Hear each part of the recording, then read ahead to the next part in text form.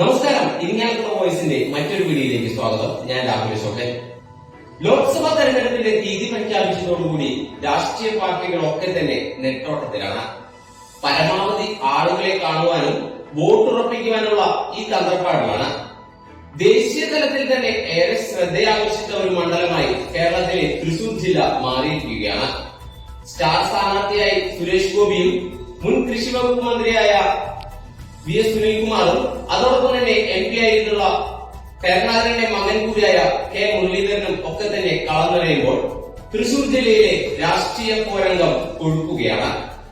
ഇതിനിടയിൽ തൃശൂർ ജില്ലയിൽ എത്ര വോട്ടർമാരുണ്ടെന്നോ അവരുടെ കണക്കുകൾ എങ്ങനെയാണെന്നുള്ള വിവരങ്ങൾ തൃശൂർ ജില്ലാ കളക്ടർ ഇന്ന് പുറത്തുവിട്ടിരിക്കുകയാണ്. നമുക്ക് ആ വിവരങ്ങൾ ഒന്ന് നോക്കാം.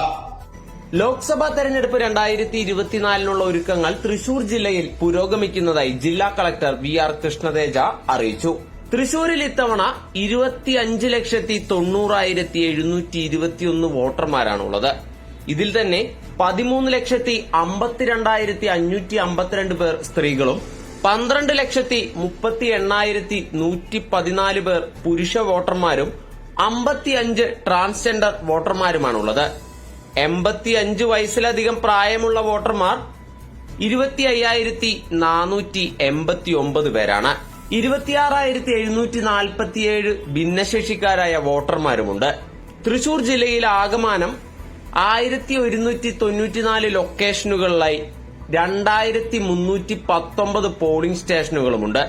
സ്ത്രീകളുടെ നേതൃത്വത്തിൽ പൂർണ്ണമായും പ്രവർത്തിക്കുന്ന പോളിംഗ് ബൂത്തുകളും 10% മാതൃകാ പോളിംഗ് ബൂത്തുകളുമാണ് സജ്ജമാക്കുക. 85 വയസ്സിലധികം പ്രായമുള്ളവർക്കും 40%-ലധികം ഭിന്നശേഷിക്കാരായവരെന്ന് സാക്ഷ്യപത്രമുള്ളവർക്കും തെരഞ്ഞെടുപ്പ് കമ്മീഷൻ ഹോം വോട്ടിംഗ് സൌകര്യം ഏർപ്പെടുത്തിയിട്ടുണ്ട്. ഇതുപോലെ പോസ്റ്റൽ വോട്ടിംഗിനായി ഫോം 12D ബൂത്ത് ലെവൽ ഓഫീസർമാർ വിതരണം തുടങ്ങി. മൈക്രോ ഒബ്സർവർ അടക്കമുള്ള പ്രത്യേക പോളിംഗ് ടീം മുൻകൂർ അറിയിപ്പോടെ ഇവരുടെ വീടുകളിലെത്തി വോട്ട് രേഖപ്പെടുത്തും. ഈ വോട്ടർമാരുടെ പട്ടിക സന്ദർശന സമയം സംബന്ധിച്ച് സ്ഥാനാർത്ഥികളെയും രാഷ്ട്രീയ പാർട്ടികളെയും അറിയിക്കുന്നതാണ്. ഇത്തരത്തിൽ ഹോം വോട്ടിംഗ് സൌകര്യം സ്വീകരിച്ച വോട്ടർമാർക്ക് പോളിംഗ് സ്റ്റേഷനിൽ വോട്ട് ചെയ്യാൻ അർഹതയുണ്ടാവില്ല. തെരഞ്ഞെടുപ്പ് കമ്മീഷന്റെ വിജ്ഞാനപ്രകാരം സ്ഥാനാർത്ഥികൾക്ക് ഏപ്രിൽ 4 വരെ നാമനിർദ്ദേശ പത്രിക സമർപ്പിക്കാം. നാമനിർദ്ദേശ പത്രിക സൂക്ഷ്മ പരിശോധന ഏപ്രിൽ 5-നാണ് നടക്കുക. നാമനിർദ്ദേശ പത്രിക പിൻവലിക്കാനുള്ള അവസാന തീയതി ഏപ്രിൽ 8-ാണ്. വോട്ടെടുപ്പ് നടക്കുന്നത് ഏപ്രിൽ 26 വെള്ളിയാഴ്ച. വോട്ടെണ്ണൽ നടക്കുന്നത് ജൂൺ 4 ചൊവ്വാഴ്ച. ജൂൺ 6-ന് തെരഞ്ഞെടുപ്പ് പ്രക്രിയകൾ പൂർത്തിയാകും. ജൂൺ 6-ാം തീയതി വരെയാണ് പെരുമാറ്റച്ചട്ടം നിലവിലുണ്ടാവുക. 6/6/2024 June 4 will be the counting and model code of conduct ഉണ്ടാകാൻ പോകുന്നത് 6-ാം തീയതി ജൂൺ വരെ model code of conduct will be implemented in the district.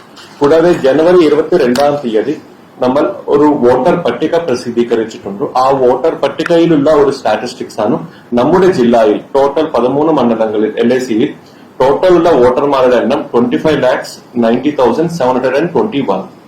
അതിൽ total number of female electors വന്നിട്ട് 13,52,552. മെയിൽ വന്നിട്ട് 12,38,114. ട്രാൻസ്ജെൻഡർ 55. ഇതിൽ ഏറ്റവും പ്രധാനപ്പെട്ട ഒരു സ്റ്റാറ്റിസ്റ്റിക്സ് ആണ് 85 ഇയേഴ്സ് പ്ലസ് നമ്മുടെ ജില്ലയിൽ രജിസ്റ്റർ ആയിട്ടുള്ള വോട്ടേഴ്സ് 25,489.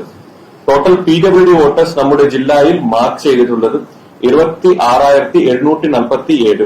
പോളിംഗ് സ്റ്റേഷൻസ് നമ്മുടെ ജില്ലയിൽ ഇപ്പോൾ 2,319 ടോട്ടൽ പോളിംഗ് ലൊക്കേഷൻസ് 1,194.